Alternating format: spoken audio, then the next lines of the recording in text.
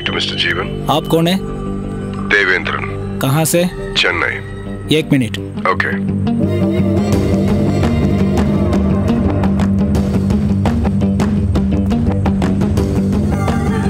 काम करना है तो कर, नहीं तो फुट. काम चोर कर कहीं का. कोई देवेंद्रन. क्या जा, अपना काम कर. कैसे हो साहब जी? என்ன சார் அப்புறம் எப்படி இருக்கீங்க? உங்களை பத்தி வர நியூஸ் எல்லாம் ரொம்ப அற்புதமா இருக்கு. மந்திரி சபையில நீங்க கண்டிப்பா இருந்தே ஆகணும். அப்படி நீங்க வந்தாதானே எங்களை போல ஏழைங்களை கஞ்சி குடிக்க முடியும். ஜீவன், நான் ஒரு பிரச்சனையில் இருக்கேன். அதுக்கு நீ ஒரு ஹெல்ப் பண்ணணும். என்ன சார் மேட்ரு?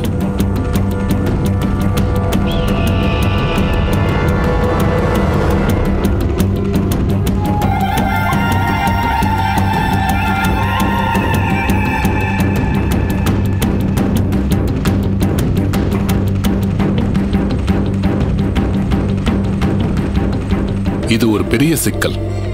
ஆனா அவுத்து எடுத்துடலாம். ரொம்ப ஜாக்கிரதையா எடுக்கணும். காரணம், காப்பாத்துறதுக்கு நிறைய வாய்ப்பு இருந்த ஒரு உயிரை நீங்க அநியாயமா கொன்னுட்டீங்க. அந்த சம்பவத்துக்கு நீங்க தான் முழு காரணம்னு சொல்லி ஒருவேளை அவன் அப்ரூவரா மாறிட்டா அந்த கொலைப்பழி உங்க மேல விழுகிறதுக்கு சட்டத்துல நிறைய சான்ஸ் இருக்கு. முக்கியமா இது ஒரு பொண்ணோட கேஸா இருக்கிறதால மீடியாக்காரங்க பார்வை மொத்தமும் உங்க மேலதான் இருக்கும். நீங்க நிரபராதின்னு கோர்ட்டுல கண்டிப்பா ஈஸியா நிரூபிக்க முடியும். ஆனா அதுக்கு நிறைய டைம் ஆகும். அதுக்குள்ள எலெக்ஷனும் முடிஞ்சிடும், உங்க குடும்பமும் பிரிஞ்சிடும். அப்புறம் நீங்க நிரபராதின்னு சொல்லி நியூஸ் வர்றது பத்திரிகையில 3ஆவதோ இல்ல 4ஆவதோ பக்கத்துல ஒரு சின்ன காலத்துல மட்டும்தான் வரும்.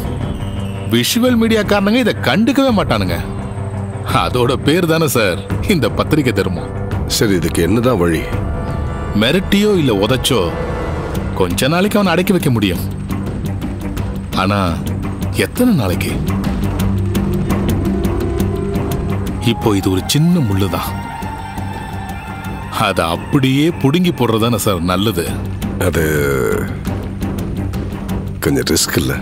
வெளியே இருக்காது தெரிஞ்சா யாருக்கும் எந்த சந்தேகமும் வராம இதை செஞ்சு முடிக்கிறதுக்கு அங்கேயே ஒரு ஆள் இருக்கு. இவ ஜாமீன்ல வெளியே வந்திருக்கா. இவ எந்த தப்பும் பண்ணல. இவ கண்டிப்பா வெளியே வருவான்னு நம்ம எல்லாருக்கும் நம்பிக்கை இருந்துச்சு. இந்த வழக்கால இவ எந்த அளவுக்கு பாதிக்கப்பட்டிருக்கான்னு நமக்கு தெரியும். இவளுக்கு ஏற்பட்டிருக்க இந்த நிலைமை நம்ம யாருக்கும் வரக்கூடாது. இவளை எப்படி சமாதானப்படுத்துறதுன்னு எனக்கு தெரியல. இப்ப தீபா நம்ம கிட்ட சில வார்த்தைகள் பேசுவா.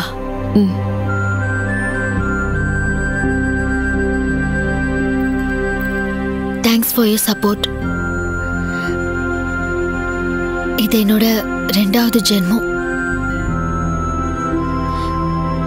உங்க முன்னால எப்படி திரும்பவும் நான் வந்து நிப்பேன்னு கொஞ்சம் கூட நினைச்சு பார்க்கல.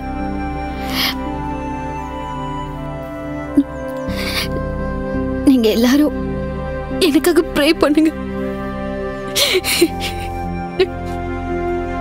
தீபா, நீ வா.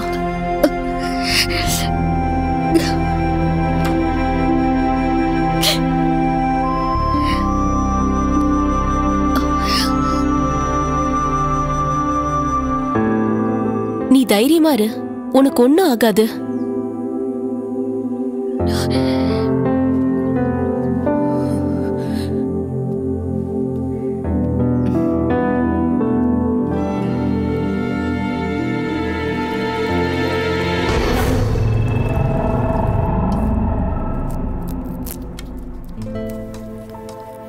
பெயின் இருக்கா?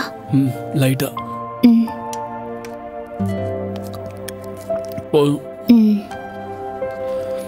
நீ சாப்பிட்டியா? நான் அப்புறமா சாப்பிட்டுக்கிறேன். தண்ணி கொஞ்சம் கூட. May I come in? Yes.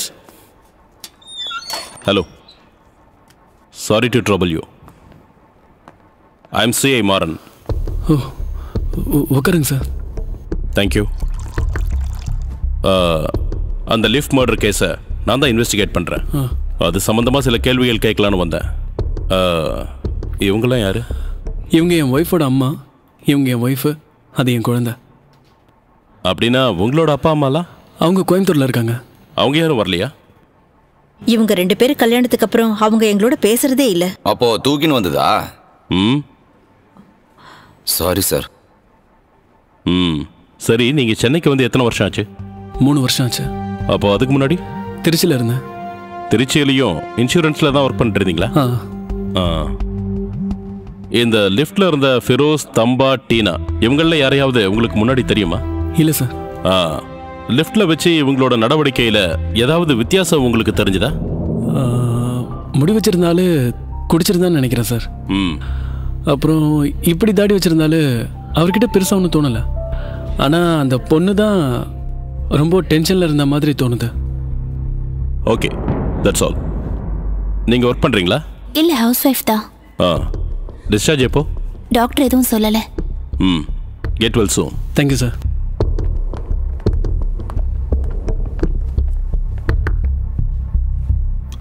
போதுமா? ஜீவன், அன்னைக்கு என்னதான் ஆச்சு? அந்த லிஃப்ட்ல நடந்த மர்டர் பத்தி கேட்கிறேன்.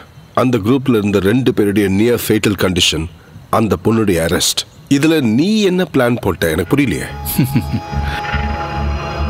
அன்னைக்கு பொழுது விடிய ஆரம்பிச்சதுல இருந்து ஒவ்வொரு நிமிஷமும் எப்படியா இருக்கணும்னு அவர் ஏற்கனவே எல்லாத்தையும் முடிவு செஞ்சு வச்சிருந்தார். அதன்படிதான் அவரோட மாஸ்டர் பிளானும் ஆரம்பிச்சது.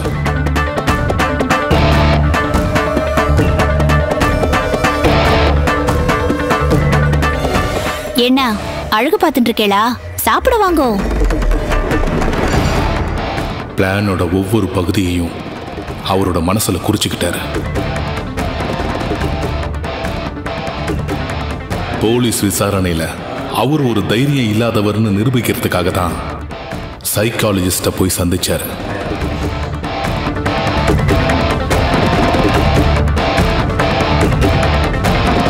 ரெண்டு மணி வரைக்கும் சினிமா தான் பார்த்துக்கிட்டு இருந்தேன்னு போலீஸ்காரங்களை நம்ப வைக்கிறதுக்காக தியேட்டர்லயே இருந்தார்.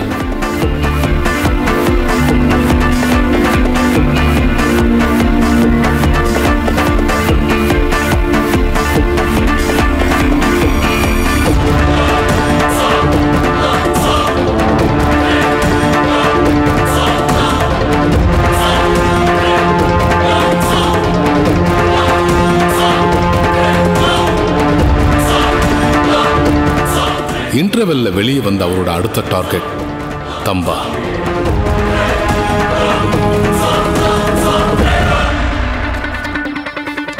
நான் பாக்குறேன். டே மோனே, தம்பா பாத்தியா? ரயில்வே ட்ராக் கிட்ட தூங்கிட்டு இருக்கான்பா. அவனுக்கு ஒரு போன் வந்துக்குதுன்னு போய் சொல்லு. ஓகே. தம்மானே, தம்மானே, அண்ணா உங்களுக்கு போன் வந்துக்குதுண்ணே. யாரா? அப்புறம் புது பொண்டாட்டி எப்படிண்ணே? எல்லாம் ஒரே மாதிரி தான்டா. அப்படியா?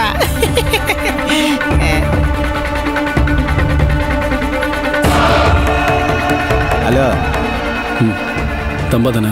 தம்பா தான்டா. என்ன வேணும்? யார் நீ? ஒரு சின்ன வேலையை முடிக்கணும் தம்பா. 30,000 ரூபாய் பீஸ். பணத்தை ஃபர்ஸ்ட் குத்துரு. அதெல்லாம் தந்துடுறேன்.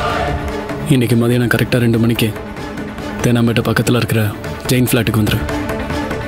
எங்கெங்க? தேனாம்பேட்டையில்? Flat number 604. டீட்டெயில்ஸ் அங்கே வந்து சொல்கிறேன். Okay okay okay. தம்பா ஃப்ளாட்டுக்கு வந்தானா அது கண்டிப்பா போலீஸுக்கு சந்தேகத்தை ஏற்படுத்தும். யாருமே இல்லாத 604 நம்பர் ஃப்ளாட்டுக்கு தம்பாவை வர சொன்னதே அதுக்காக தான்.